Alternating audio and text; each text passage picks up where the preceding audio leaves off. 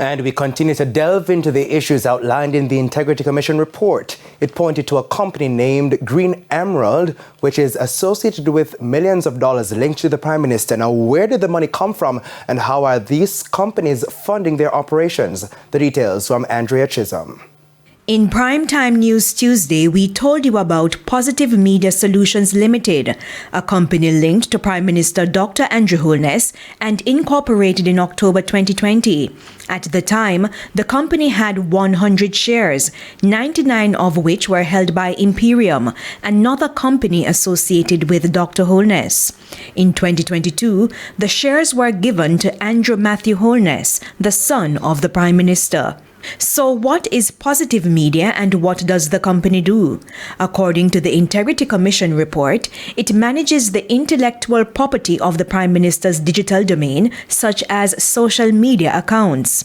Positive Media rents media equipment, plans and manages events, and provides social media management and communication for clients.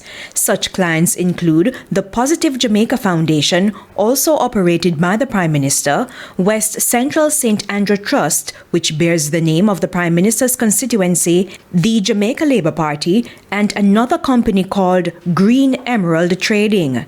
Despite having those clients, the Integrity Commission said Positive Media filed a nil tax return for 2021 and 2022. That means the entity did not declare any income or expenses for the years stated. However, the management account statement of Positive Media indicated the company earned over $20 million for the year ending 2021. In 2021 and 2022, Positive Media also transferred millions to Imperium, close to 67 million Jamaican dollars and almost 42,000 US dollars. The money was described as short-term loans and advances. Now, the Integrity Commission also pointed out that Green Emerald, a client of Positive Media, lent Positive Media over $20 million between March 2021 and May 2022.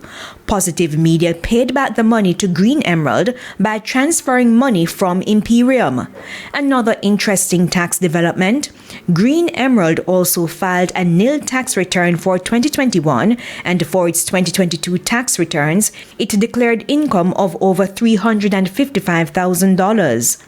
Based on its preliminary assessment, the Integrity Commission says the tax returns filed by Green Emerald do not demonstrate that the company has sufficient income to provide over $20 million in loans at the time.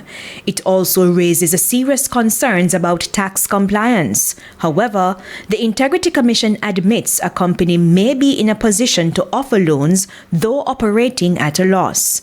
Based on the findings, the Integrity Commission reiterated the need for the Financial Investigations Division and Tax Administration Jamaica to probe the matter and find out if the companies are operating within the law.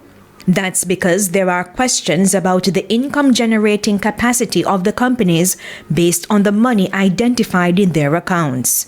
Andrea Chisholm, TVJ News.